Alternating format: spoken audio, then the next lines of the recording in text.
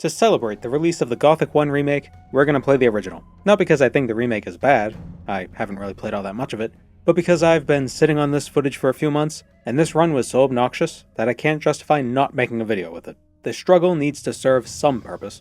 In my first playthrough, which is up on the VOD channel by the way, I hardly used any magic. I sided with the swamp camp and focused heavily on melee. It took some getting used to, but once I adjusted to the awkward control scheme, I was able to enjoy the rhythm-based sub-game of melee. Surely magic must have a similarly engaging element to it, right? The game starts much as you would expect, with a cutscene. At first it seems pretty generic. King Robar II united all the people of Myrtana, and over the course of his reign, he defeated any foes who stood against him. All except one.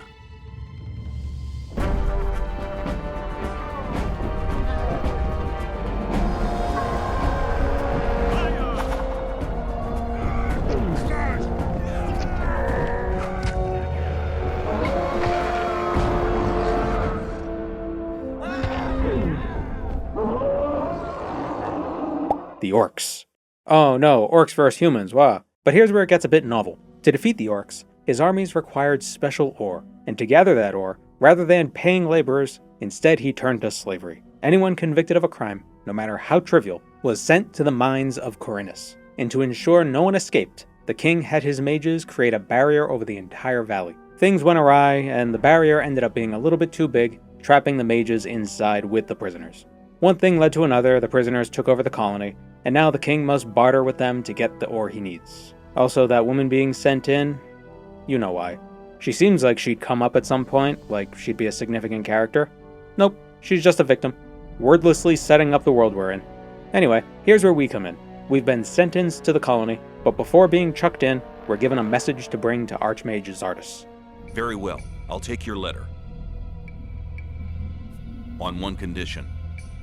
Spare me the rest of his nonsense. Oh, yeah, we're playing on the English dub, not the original German, mostly because the English dub is... Oh, it certainly is. Welcome to the colony. That's enough. Leave him alone. And now scram. Get up.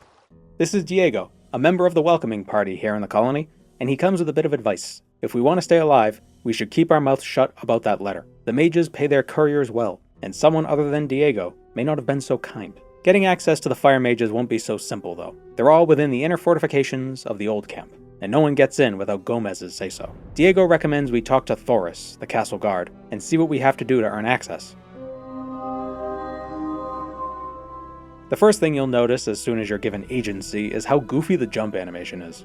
Actually, the first thing you'd probably notice is how weird the controls are, but I'm not going to spend too much time on that. It was the early 21st century, and games were still figuring out the best ways for players to interact with the mechanics. The strangest choice was having a general action button that has to be pressed alongside a specific action button. For instance, if you want to pick up something off the ground, you have to press your general action button and press the walk forward button. I want to loot this chest. I must press the action key and forward to crouch down. Then I have to press forward again to open the chest. Because sometimes you might just want to kneel here for fun. Why else would I have pressed the action button in front of a chest? What, you think I want to take what's inside it? No, I just want to look at it. I could go on, but I won't. As incomprehensible as some of the control decisions were, they're not impossible to adjust to. After a short walk, we arrive in the old camp. We use Diego's name to squeeze past the guards and finally meet Thoris. He says he won't let us into the castle unless Diego thinks we're worthy to enter the castle. That is, we gotta get Diego to tell Thoris to tell Gomez that we're cool, man. Diego will vouch for us if we earn enough brownie points with the locals, basically showing that we're capable. Do some quests around the town. Typical RPG stuff. However, joining the old camp isn't the only way to get into the castle. There are two other camps within the colony. There's the new camp, a more anarchic, roguish contingent of prisoners who allied with the water mages. Do you want me to beat it into your brain? Get out of here! And there's the swamp camp, a brotherhood of cultists who support their way of life by peddling swamp weed to the other camps. They're pretty chill. I sided with them on my first playthrough, and it's not just because they're all bald.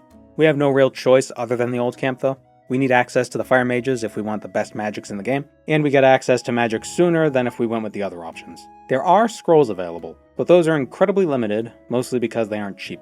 Getting ore, the currency of the colony, is pretty easy if you can kill stuff and sell their loot. but we can't because we need scrolls to kill things. Needless to say, combat is something we're going to be avoiding for the time being. A lot of the quests around the camp are pretty simple, don't require combat.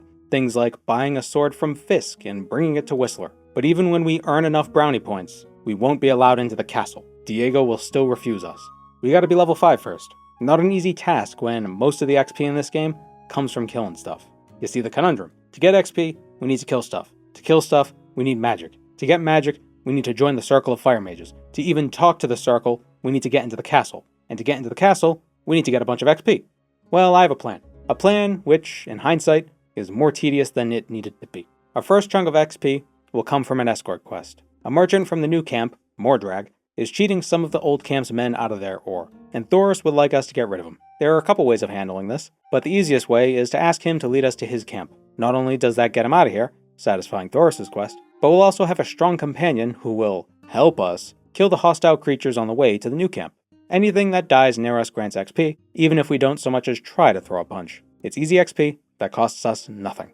We even get 200 XP for being successfully escorted. If we continue onward to the new camp and speak with Lares, we get another helping of XP and reach level 2. Now let me briefly explain leveling. It's a bit different than you might expect, especially if you're more used to modern RPGs. Rather than allocating skill points upon level up in some sort of a UI, as you would in a modern game, we instead have to find skill trainers and spend our skill points. These skill points can be used on skill proficiencies, like one-handed or bows or lockpicking, but we can also spend them on attribute training, increasing our strength, dexterity, mana, or life points. There are other one-time unlocks you can buy with these points as well. For instance, Buster will teach us a bit of acrobatics at the cost of only 10 skill points. How convenient that leveling up once gave us exactly as many as we needed. No longer do we jump like a toddler with limbs that are just a bit too long. These acrobatic leaps are a touch faster than simply running, or at least they feel like they're faster. We'll be doing a lot of traveling between the camps, so anything that saves time or tricks us into thinking we're saving time is worthwhile.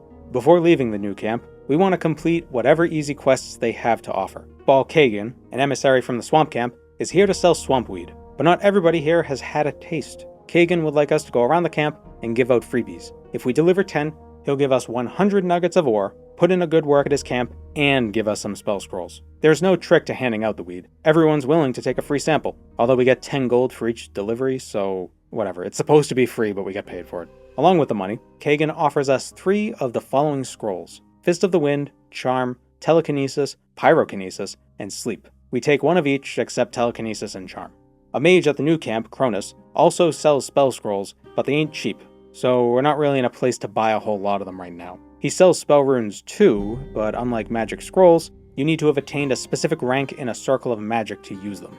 For now, we'll talk to the swamp bro back at the bar, convince him to give us his weed, smoke some of it for the minor permanent bonuses they unlock, and then sell the rest to Cronus in exchange for a ring of magic and a few ice bolt scrolls. Because we basically stole all the swamp weed and sold it for a profit, we can give Lares the 400 nuggets it was worth and get 500 XP. And that'll be it for the new camp. For now. Outside the new camp is the old mine. Well, not really outside the new camp, but it's sort of in like the northwestern portion of the map, so whatever. Diego had asked us to grab a list of supplies from Ian from within the mine. It's a simple, go in, talk, get out sort of a quest. A lot of these intro quests are like that. On our way into the mine, we talk to these patrolling swamp bros who teach us how to harvest mandibles from mine crawlers. Not important right now, but it'll be relevant later. Bringing the list back to Diego grants 750 points of XP and pushes us up to level 3. 2 more and we can enter the castle. Like Bal Kagan in the new camp, there's Bal Parvez in the old camp. And like Mordrag, he's willing to escort us to his camp, and he'll kill stuff along the way. I'd be lying if I said I didn't try coaxing other enemies into our path. Can't pass up that experience. If we want to join the swamp camp, we'd have to do several quests to garner the attention of the gurus. We're not interested in joining them, but the quests give XP, so we use one of the sleep scrolls we got from Bal Kagan and cast it on one of the novices near Bal Kadar, and this earns his favor, unlocking his magic shop. We steal Kor Kalam's swamp weed recipe for Dexter back at the old camp. He's literally in the room and does nothing to stop us. We pretend to be an hysterical worshipper of the sleeper. I had a vision. The sleeper talked to me. Earning Bal Nabib's favor. And now one of the gurus wants us to find a new recruit for the cult. Someone from the old camp. God, this game has a lot of backtracking. We'll fetch the recruit a bit later. Now back in the old camp, we swing by the arena and defeat Kurgo with our pyrokinesis spell. Normally you'd fight until Kurgo is just barely alive, the final melee swing knocking him down, but not killing him. Magic is a bit different. No mercy, dude's dead. So we've been going here and there, not really using a whole lot of magic, and it certainly doesn't feel like we're making any progress toward beating the game. But we have finally earned enough brownie points to enter the castle. We're still only level 4 though, gotta be level 5. What we need is a reliable source of income so we can buy scrolls from Cronus in the new camp, and that's gonna come in the form of hunting. For a small fee of 1 skill point and 50 ore, these new camp fellas near the old camp will show us how to skin reptiles and remove claws, fur, and teeth from various wildlife. It's a steep investment, but one that will pay for itself in no time. I'm sure of it. It had better. I'm running out of locked chests to steal from. Back at the new camp, there's a dam. But there's also a dam lurker that's causing damages to the dam. My hesitance is due to how Gothic calculates damage. It's a bit like Fallout 1 and 2, or New Vegas. Enemies have damage threshold. If you don't do more damage than their damage threshold, you don't do any damage. This fact is what's going to make some spells absolutely useless. But that's a point for later. The dam lurker resists any physical damage under 30. Its magic resistance is a bit lower, however. Not low enough that Ice Block will do anything, but Ice Bolt kills it in 5 casts. We get 200 XP for the kill, and 300 for turning in the quest to Homer. 6,385 out of 7,500 XP until level 5. We're so close. Back at the old camp, we speak with Dusty. He'd like to leave the old camp, and we just so happen to have met one of his friends over in the swamp camp. He'll join the cult if we bribe the guards at the gate and escort him there. But what he doesn't know is that he will be escorting us. He's not as formidable as Mordrag or Bal Parvez, but he's far more formidable than we are, and that's all that matters. We get 250 XP just for telling him about the camp, and another 250 for bribing the guard to let him out. With everything he'll kill on the way, we're certain to hit level 5. 90 XP from a single wolf. See, if you play this game normally, you wouldn't have any issues getting to level 5. It's actually trivial. I'm just a glutton for punishment. Bal Torsion, I have your new recruit. Level 5. To the castle. Diego gives us his blessing, and Thoris trusts Diego's judgment. But this guard right behind Thoris was asleep at the wheel and didn't hear the conversation happening not 5 feet away from him. I have no idea what the point of that interaction is. Like, from a game design standpoint. Why was that programmed in at all? What function did that serve? In the throne room, we find Gomez sitting amongst all his splendor. A wooden chair, a titillating painting, and a couple sex slaves. One dancing and the other swinging a frond as a fan. We tell him about our connections in the other camps, and that's enough for him to let us into his little club. As one of Gomez's shadows, we're given our very own set of red team armor, distinguishing us from the fiendish blue team of the new camp. The armor values are effectively our damage threshold. Weapons need to do at least 30 damage to hurt us. The first time I played Gothic, I delayed getting armor for some time and, of course, died a lot. But once I got the set, I felt title card. Armor is such a hit or miss thing in RPGs. It's either amazing and crucial, or it's just one element of a game of dress up. So now that we've made it into the castle, we should be able to join the fire mages, right? Well, not exactly. Apparently you can't join the fire mages until chapter 3, and we're only in chapter 1. Caristo, the head fire mage in charge, won't take on any more apprentices unless we do something really impressive. Unfortunate. We are finally able to progress the main quest, though. That's the primary reason why we needed to get into the castle. We gotta deliver this letter. Milton, outside the mage's headquarters, takes the letter on our behalf, but he says it's not actually addressed to any of the mages currently here. The letter is for Zardus, a mage who left the circle years ago and began practicing black magics. He was determined to discover a way to tear down the barrier. The rogue mage currently resides in his own tower near the Orclands to the southwest. For delivering the letter, we can choose a reward from the mage Torres: a ring of magic, a ring of dexterity, 3 spell scrolls, or an essence of spirit potion. We take the potion since it permanently boosts our mana by 5 points. This same NPC also sells spell scrolls. But not yet, of course. It was here that I started to doubt the feasibility of this run. I assumed we'd get access to runes by now. There is, however, another option available to us, but I didn't think about it at the time.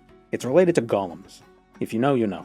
So carrying on with the main quest, we return to the Swamp Bros at the behest of Raven, Gomez's number 2, in order to gather information that may be useful to the old camp's ore baron. Because we've already familiarized ourselves with occultists, as soon as we arrive, Lester, a fantasy name if I ever heard one, stops us to deliver some news. The gurus are trying to contact their god, the Sleeper, but to do so, they need a magical focus. He would like us to talk to their leader, Iberian. Chapter 1 completed with only magic. We didn't really do much fighting, but still, the point remains. Only magic. Howdy, Barian. Ah, I know your face. Impossible. We've never met before. But I thought, well, what do you want?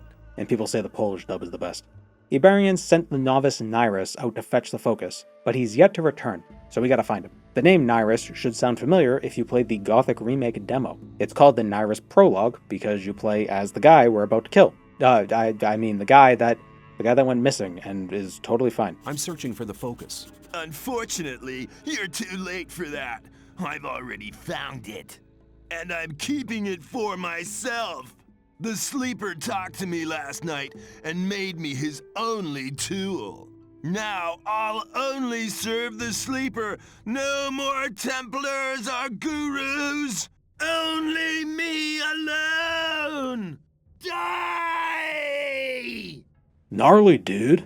Now let me explain one of the biggest issues I have with the magic in Gothic. If you're attacked while casting a spell, you have to start over. This effectively means you'll never be able to cast another spell because getting out of melee range of someone who's already in melee range is damn near impossible. And even if you do manage to get away, you have to slowly turn around, press the action button, and press forward to start casting the spell again. This is also assuming you didn't unready your spell so you could run away faster. After all the futzing around, the guy will have caught up to you and killed you. The moral of the story is, if you can't kill them before they reach you, you're probably not going to kill them. You may say, just dodge backwards when they attack, but that also interrupts your spell cast. So, great, you don't get hit, but you also can't hit them. You have to luck out and hope when you step back, they don't also step forward. Anyway, we kill Nyrus and bring the focus back to Ibarian. But there's more to the ritual, of course. They need a special concoction, but to create it, Kor Kalam requires Mindcrawler secretions. Normally you would get these secretions from Mindcrawler mandibles, but Kor Kalam received a vision from the Sleeper telling him that those mandibles won't be able to provide enough secretion. We need something else, something more potent, something we'll be sure to find in the old mine. What we're looking for we'll find in one of the Mindcrawler's nests deep within the mine. But to get to the nest, we must first repair the mine's masher for Ian. What's a mine masher? I don't know, but it needs a new gear wheel. Toward the bottom of the mine, in an abandoned offshoot of the main chamber, is a bunch of old equipment as well as a few patrolling mine crawlers. There's a spare gear wheel down it. Whoa. There's a spare gear wheel. There's a spare gear wheel down there. We just gotta get in, grab it, and get out before the crawlers kill us. It would be nice to kill them, but we've gotta conserve these scrolls as much as possible. I really don't want to have to leave and come back, especially if I don't have to. That won't happen. Grab the wheel, jump away. Whoa. Alright, quick, up the ladder. Dude, I pressed the action button and forward incorrectly, I guess, so I didn't climb. I just walked instead. Why not have the action button just do the action? That would be absurd. Yeah.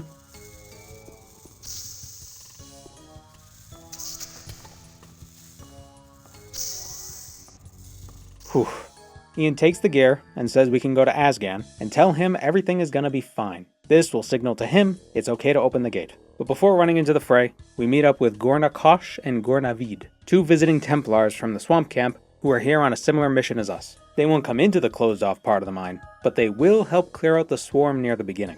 Gotta make sure to loot all the mandibles. Easy money. What we're looking for is the Mindcrawler Queen. She's at the end of this tunnel, deep within this burrow covered in red gossamer threads. To safely get past her minions, we first have to lure a few toward the entrance so we can get the Templars to finish them off. It's a bit finicky since they sometimes lose interest and run back like they're mobs in an MMO. You're expected to kill the Mindcrawler Queen, but we actually just need to bring Kor Kalam these Mindcrawler eggs. I don't think we have enough scrolls to kill her. Honestly, I don't even know if any of these spells could damage her. We bring the eggs to... Why didn't this work? Okay, I guess we do have to kill her. Back to the mine. Oh, excellent. She's body blocking her little demon spawn. But how will we get out? Windy Fisto can kill the Mindcrawlers, but it's doing not a shred of damage to the Queen. Know what? Let's take all the eggs and see if that works. Kor Kalam might have been expecting more than just one. Surely 7 is enough, right? I found eggs belonging to a crawler queen. Oh, thank God. And we can get a rune as a reward. Perhaps the game will shine a holy light and bestow upon us a rune with no magic circle requirements. Wrong kind of light. Let's reload and take the mana potion instead. The next step of the ritual is charging the focus. But to do that, the gurus need a special almanac. They had acquired one in trade from the fire mages, but the novice Talus was robbed while collecting it, so we gotta fetch it. But surely our success in the mines have roused the attention of Callisto. He must be willing to let us join the Circle of Fire now. Yes, Milton will let us through. Callisto, I would like to become a fire mage. Condition for admission, level 10. Oh, you motherfucker. On the bright side, Torres will now sell us scrolls. Fireball is a chargeable spell that does 30 points of damage per point of mana spent, up to a maximum of 150 points. Very strong. A rune would be nice. He does sell a Fireball rune, but of course we can't use it unless we're in the magic circle. Firebolt spells are a bit cheaper, so we'll buy a dozen or so of those. It's like a Fireball, but you can't charge it for more damage.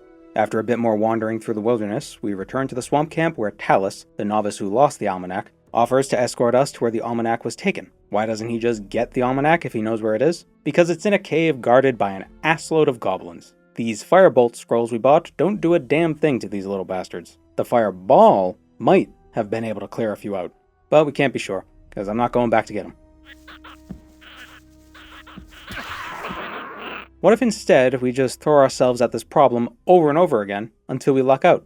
I mean, all we gotta do is get in, grab the book, and book it. Really, the greatest obstacle will be my own reaction time. Yay! The almanac is actually inside this chest. That adds a layer of difficulty, but I still have hope.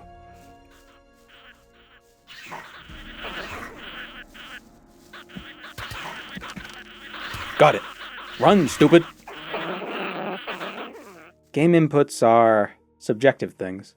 The ones that crossed the bridge didn't follow us into the cave. I wonder, if we bring the gobbos out of the cave, will they not follow us back in?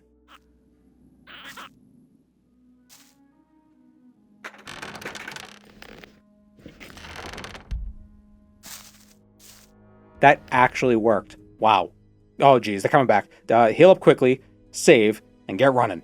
Imagine if we didn't get acrobatics training. Good luck, Talus. With the almanac in hand, the gurus may now conduct their ritual. We just have to wait until nightfall. The long time of waiting is now over. Through his immeasurable powers, the Sleeper has led us to this place so we can witness his awakening. The artifact he showed us in a vision will focus our spiritual powers. Unite your thoughts so the Sleeper will hear our prayers, for his is the path that leads to freedom, and we are his chosen people. May the Sleeper awaken!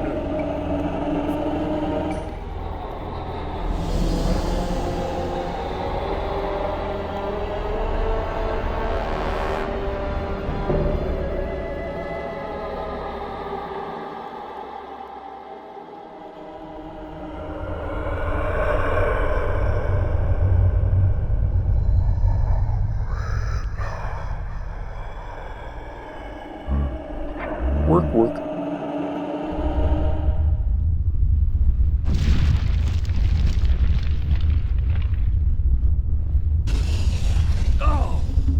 Master, what has happened? Yes, Master. What has happened? What have you seen? He wanted to show us the way to freedom. Yes, what about it? Was it the path to freedom? Silence! It is obvious. The path to freedom leads through the orcs. The Sleeper has shown us a place. We must find it. Not far from here, there is an entry to an orc cave. We'll start searching there. The Sleeper will be with us. What does that mean? Shall we fight these monsters? I'll go with the Templars. You novices shall pray for us.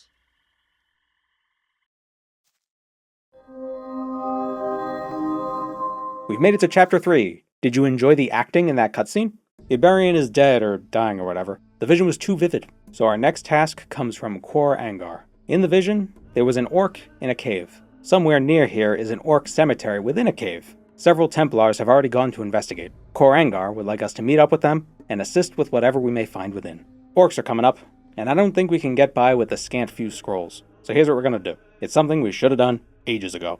In the southern portion of the map, toward the Orc lands, is Zardas's Tower. Outside his tower, in the little valley leading up to it, are 3 golems. One made of stone, one made of ice, and one made of fire. Each one drops a golem heart, and those hearts behave like runes. The trick is using the correct attack against them, otherwise they're invulnerable. The stone golem resists everything but physical attacks, so we'll ignore it for now. The ice one, however, is weak to fire. We've got plenty of firebolts. They also give a decent chunk of XP. The ice golem's heart allows us to cast Ice Block, a spell which freezes enemies in place for a few seconds, and it does some damage. The fire golem can only be harmed by lightning spells. I thought ice would work because when ice melts it turns into water.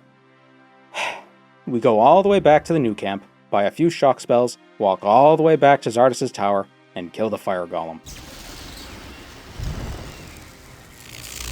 The heart allows us to cast Fireball, the spell that does up to 150 points of damage. If I'd done this hours ago, this challenge would have started out much easier. Hindsight is 20/20, as they say. Part of me didn't want to do this because it's not really intended. You wouldn't even know about these golems at this point in the game, let alone know how to kill them. But we're still only level 8, and I didn't feel like grinding on wolves and mole rats with a potentially insufficient amount of scrolls. Instead, we can use these hearts to grind XP. But why grind on critters when we could just go to the orc cemetery and get even more XP there? Our newfound power is exciting, but orcs are still incredibly deadly. If we can't kill them before they close the gap, we're dead. And if we catch the attention of more than one, no chance. We gotta get the drop on them.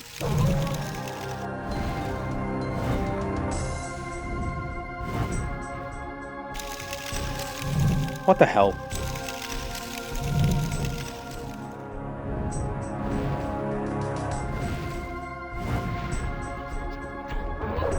Damn it, damn it, damn it.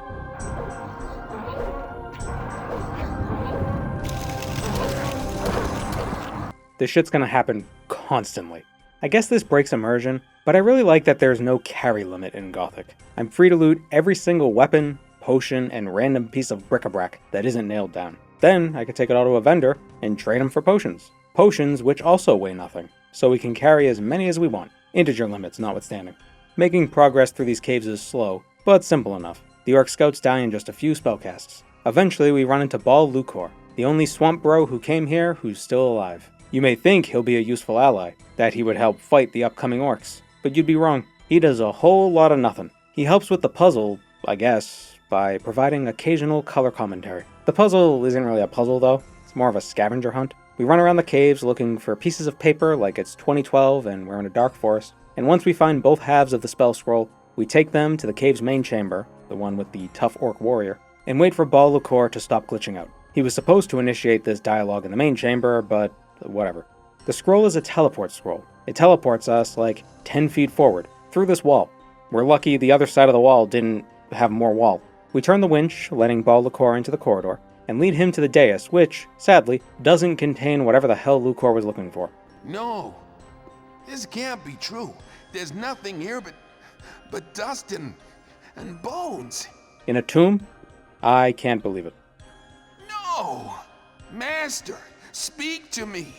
Sleeper, reveal yourself. No! That was it. Now he's gone completely crazy. I'll be honest, Gothic's narrative is... the plot drives the characters.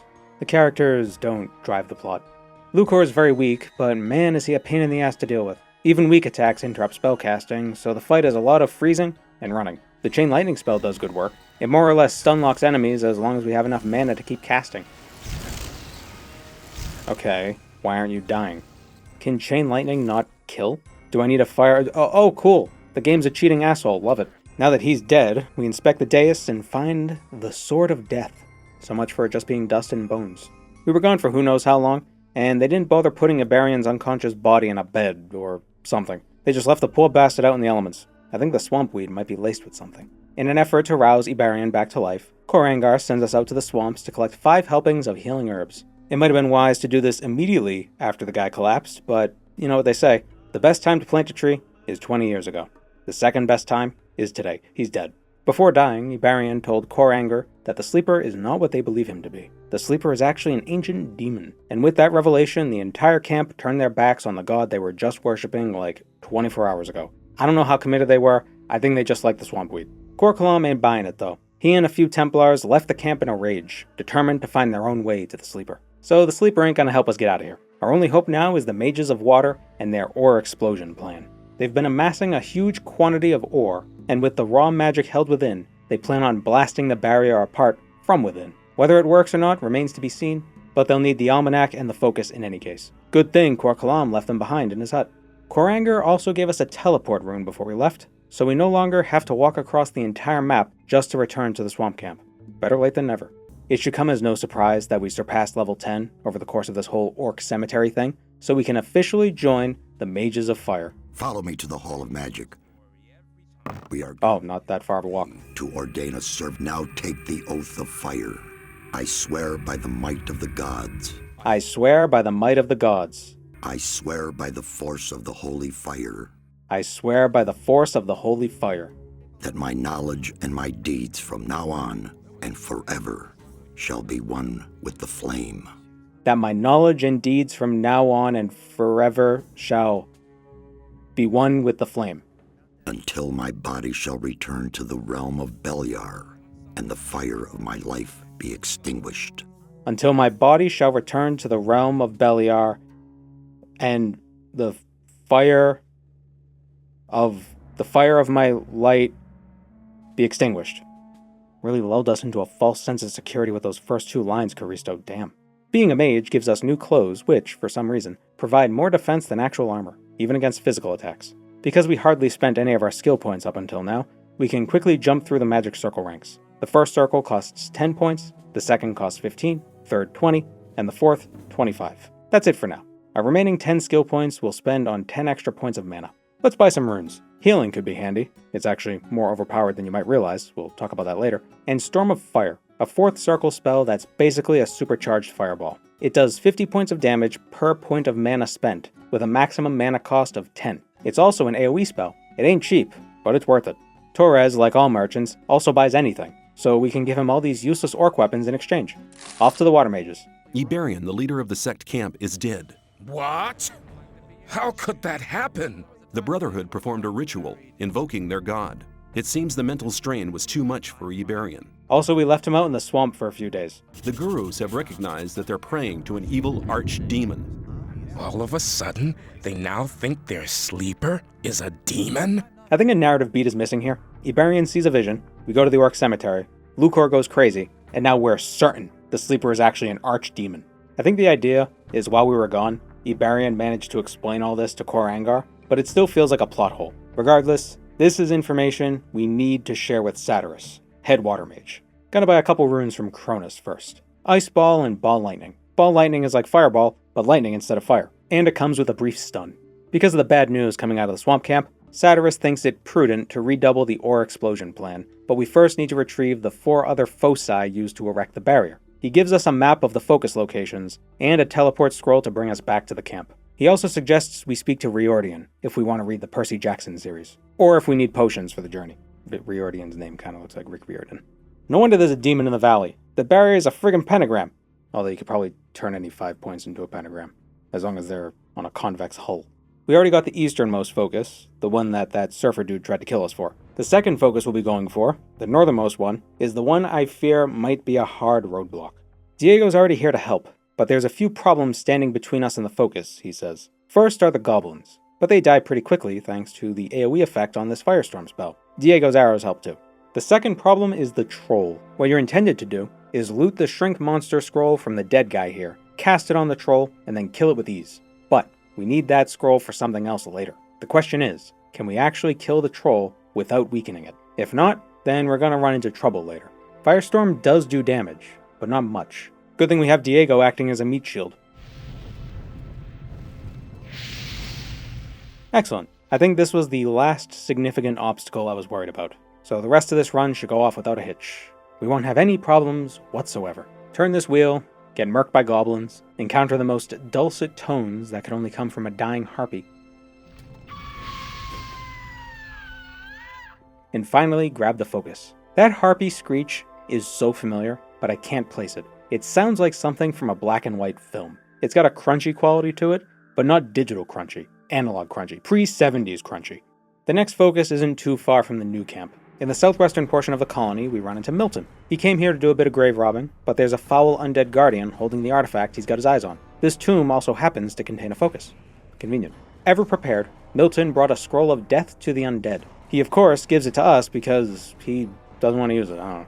The Guardian itself is guarded by a group of skellies, but they're all brainless morons and get stuck behind these ruins. Once enough of them are cleared out, we cast Death to the Undead on the Guardian, give Milton the talisman off its corpse, and then head down to collect our prize. Another focus. North of the swamp camp, we find a member of the new camp, Gorn. He believes the focus resides within the ruins across the bridge, but sees no way of getting in. Also, he got beat up by Captain Kirk once. I didn't even try. Reference. With a bit of magic, we turn ourselves into a meat bug, funniest shit I've ever seen, crawl under the wall, turn back into a man, and open the gate for Gorn to join us. An interesting thing I noticed about charged magic spells is that if you don't charge them, they don't cost any magicka at all. Mana. Not magicka, mana. They do significantly less damage, but with something like Shock Ball, it's useful to have a temporary stun always ready to go. The focus isn't here! We've been tricked! It's actually in a chest in a lab in a cave past a shadow beast. The final focus is southwest of the swamp camp, and on the way I discovered something. Our healing spell heals based on how much mana we spend. Each tick that it consumes mana, it gives us a little bit of health. There's no upper limit, we can just keep channeling it as long as we want. Eventually you run out of mana, and you can no longer channel it. But like Shock Ball, the initial cast doesn't cost any mana. This means we can spam the start of the spell over and over again to gain health for free. This game really was made in Europe. The sound effects overlap and get really loud, but I think that's worth it.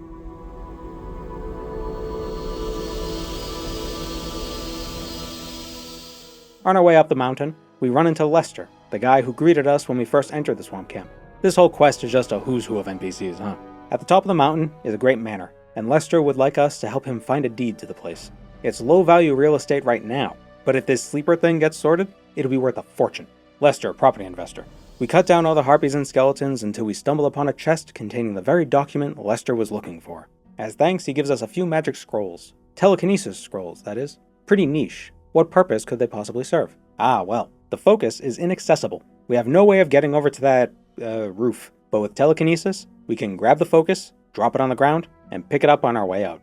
Satyrus takes the remaining foci and gives us a rune so we may teleport back to the new camp as we please. It's about time. Now he'd like us to return to the old camp and try getting the Magicians of Fire to join our cause. Unfortunately, when we arrive, the old camp is on lockdown. The old mine somehow caved in, and Gomez, perhaps in a show of power, blamed the magicians and had every single one of them executed, except Milton. He was away grave robbing. To maintain a constant supply of ore, Gomez will surely attack the new camp's free mine.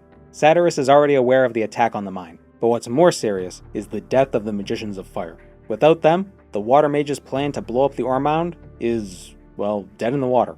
Our only hope, and it's a long shot, is to find the 13th mage, the necromancer Zardis. We already visited his tower, actually. Before heading out, Satyrus inducts us into the circle of the Magicians of Water and gives us a fancy set of blue robes. And these aren't just cosmetic, they have better defenses. The first time we went to Zardis' tower, we avoided all the orcs and monsters on the way, either by running like a maniac or by cleverly jumping over the world geometry. This time, we're more than powerful enough to obliterate all that stands in our way, except for these packs of razors. They're best avoided for now. Something kind of ironic about that. Guy with alopecia avoiding razors. Here's what we saved that shrink monster scroll for. The stone golem is immune to all damage except physical, but the shrink spell reduces more than an enemy's size. It also reduces their resistances. Killing it with a simple spell should be no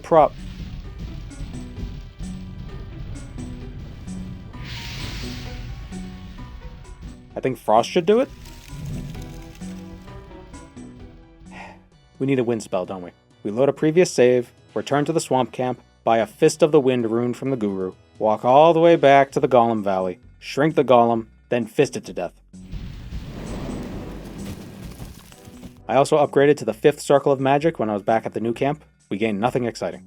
Now we have all 3 golem hearts. The fire and ice from earlier, and the stone from just now. The demon guarding Zardis' tower wants the 3 hearts from the golems to prove we're worthy to speak with its master. It doesn't actually talk. The demon just grunts and our guy somehow understands, but of course he has to do that thing where he repeats what the audience wasn't able to hear. You know, like when you're pretending to be on a phone call.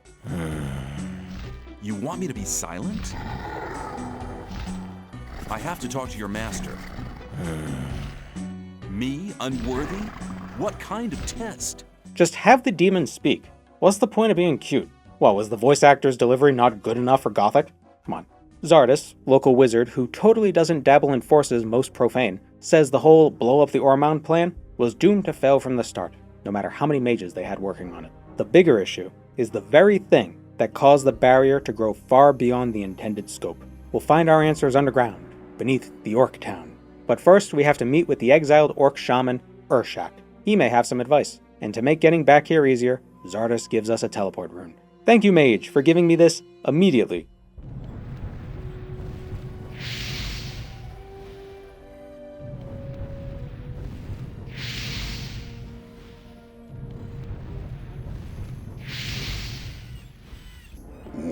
Thanks, stranger. Old brothers, today enemies. Urshak explains that the Sleeper, Krushak, was summoned by 5 Orc shamans centuries ago in order to defeat enemies of their clan. They built a temple to this god deep underground, but in exchange for power, Krushak cursed the orcs who built the temple, taking their hearts and turning them into undead servants. The orcs on the surface sealed the entrance to the temple, but they still perform sacrifices to this very day. If we want to get into the temple, we'll first need to craft an Ulu Mulu, Ulu Mulu, a sign of friendship that garners respect from Urshak's brothers. To get an Ulu Mulu, we must first find Tarok, a friend of Urshak, who is currently enslaved in what the humans call the Free Mine. Gorn will assist us with the assault, but wants us to speak to Wolf before heading in. The shell of a mine crawler is nigh indestructible, so if we bring him a haul of the stuff, he'll craft us a new set of armor, that we'll replace shortly afterward anyway. The mine is mostly full of shadows from the old camp, but they're pretty weak, so getting through isn't so difficult. You'd think having Gorn with us would make it even easier, but all he does is aggro stuff. We eventually find an orc slave within a mine crawler infested portion of the mine, but he's sick and needs medicine. Thankfully, the medicine is here in the mine, not too far from the orc. This is Urshak's friend, of course, Tarok. He's more than happy to make us an Ulu Mulu if we get him 4 ingredients: Krotak, Kaztak, Dwashkar, and Orth Antak. Like the foci, we gotta run around to 4 different ends of the map to collect these things. They're the body parts of various creatures: the tongue from a fire lizard, the horn of a shadow beast, the teeth of a swamp shark, and the tusk of a troll. And we couldn't even pre-collect this stuff because they don't drop these special items until we get this quest. So, let's go killing. To make killing the troll a bit easier, we buy some shrink monster scrolls from Xardus, as well as a rune of death to the undead. 9,999 magic damage, as long as the enemy is undead. And we'll drop off those minecrawler husks as well. Wolf will make the armor at some point. Shadow Beast, Troll Tusk, Swamp Shark Teeth, Lizard Tongue. We return to Tarok with the goods, get 10,000 XP, holy crap, and receive an Ulu Mulu in return. Now we can enter the Orc Town without being attacked. Oh joy. Aha, Chapter 5. When do we start Chapter 4? Yeah, whatever. Chapter 5. Onward to Orc Town. But first we got a set of armor to pick up. It's a bit top heavy, but better is better. Also, because we're in Chapter 5, Xardus has a new stock of runes. Rain of Fire, a wide area of effect spell. Should be fun.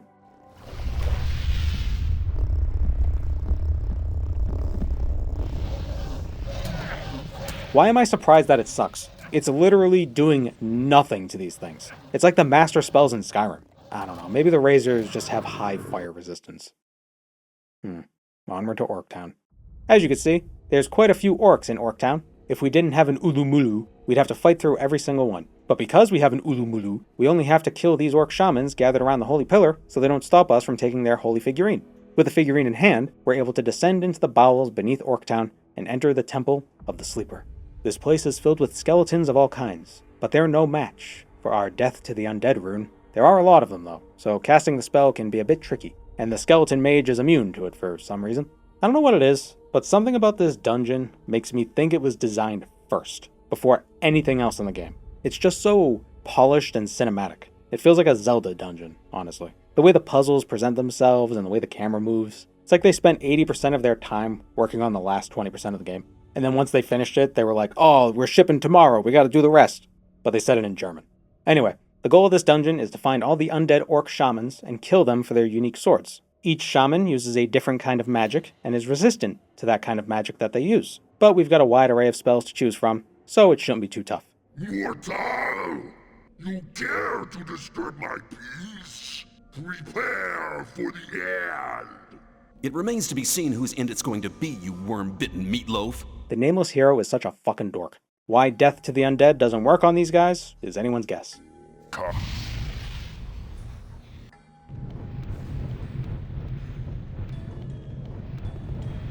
Hey, what if we gave the boss a spell that stun locks the player? Wouldn't that be fun? Watching this footage back is pissing me off all over again. Just, surely, they playtested this. I remember struggling against these guys when I was using melee, but at least melee is faster. You have a chance to get a hit off. For Varag Hashor, we gotta rely on Frostblock and Shockball. Keep this idiot frozen and stunned or else he'll do it back to us. Varag Unhilkt uses another stunlock spell, but this one is lightning flavored.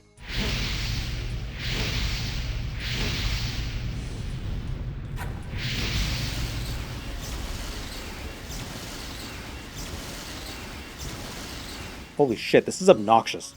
To get out of here, we have to shoot an arrow at the switch on the wall. It's not breaking the rules, it's just long-range button pushing. Then press a nearly invisible button on the coffin under the shrine platform. Gotta do a similar thing here.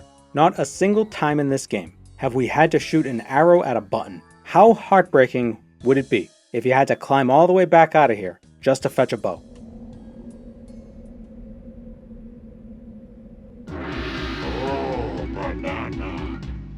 Varag Rushk uses a fireball spell, but our chain lightning spell does hurt him. We should be able to stun— Hey! Oh, so I'm not allowed to be a magical dick? Eat my shock balls. This shaman was protecting a strange sword. Interesting. We'll be taking that with us, thank you. The final shaman, even though we missed one, we'll get him later, guards the temple's sub-temple, and he's unkillable. Even death to the undead doesn't work. Perhaps Zardis has some advice. Oh, we actually leveled up enough to ascend to the 6th Circle of Magic. Zardis even had a spare set of evil robes lying around for us to wear. Cool.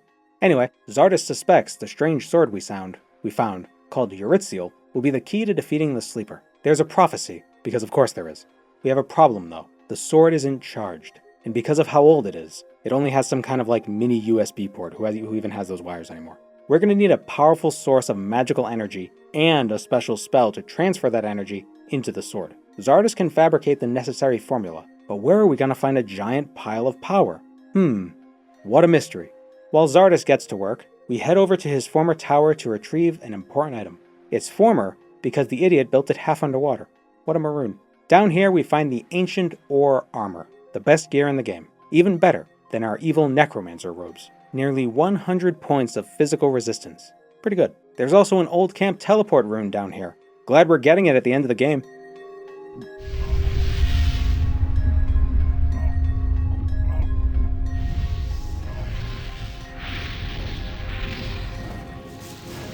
This has to be the most ideal situation to use this Rain of Fire spell, and it does nothing.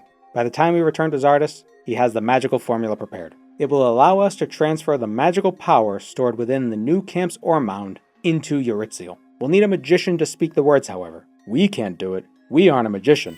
Since I'm a magician, it'll be hard for me to wield Eurytziel.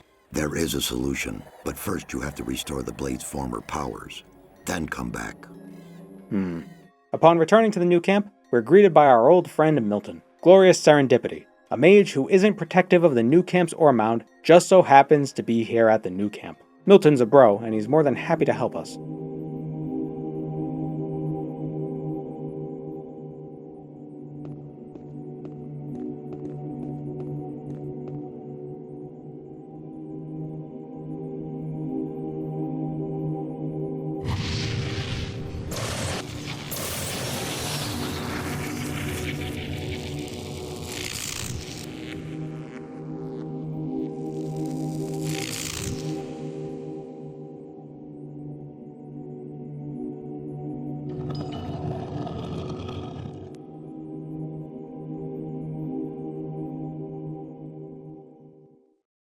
What a dumb cutscene.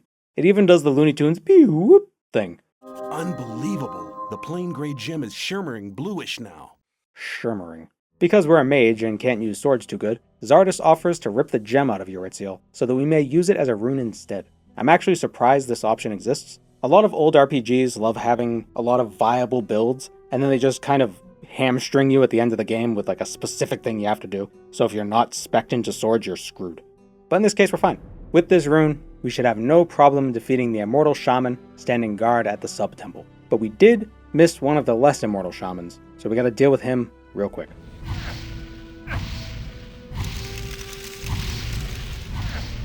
Wow, this is ass. At least he's stupid and won't run around this wall. I do have a few summon skeleton scrolls.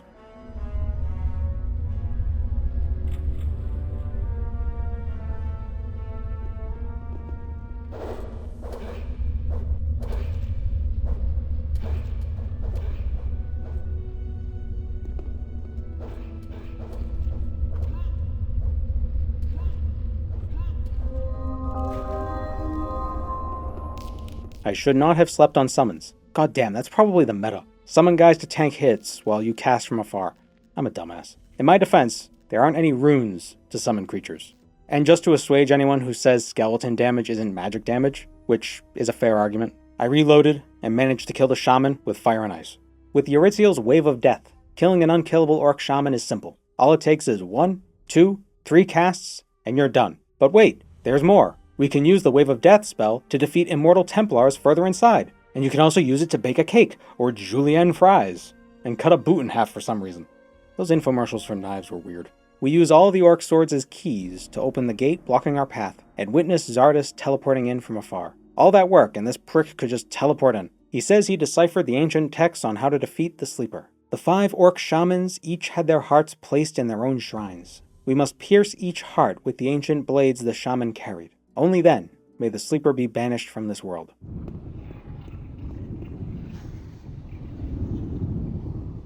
Oh, it's the Sleeper. It's just hanging out. And there's Kor Kalam leading a prayer circle. Has already told me of your arrival. He can sense that you are near. I'll soon be nearer to him than he would like me to be. We will not let you foil our plans. The world is about to witness the awakening of the Redeemer, and nobody can stop it. And you shall have the honor of sleep. Oh, son of a bitch. He's using pyrokinesis. He literally can't damage us because of our armor, but we're stun locked anyway. So, like, does he have infinite mana or what?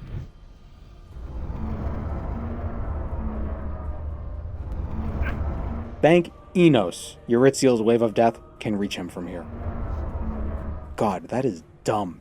The rest of his crew dies to the Wave of Death spell as well. It just takes a bit of finagling to actually cast the spell before they interrupt us. So what's the final fight like? Well, we open up each of these pillars, drive a sword into the heart contained within, and fight off the demons that spawn. All while the Sleeper attacks us with itty-bitty fireballs. It's really underwhelming. The thing doesn't even have any animations.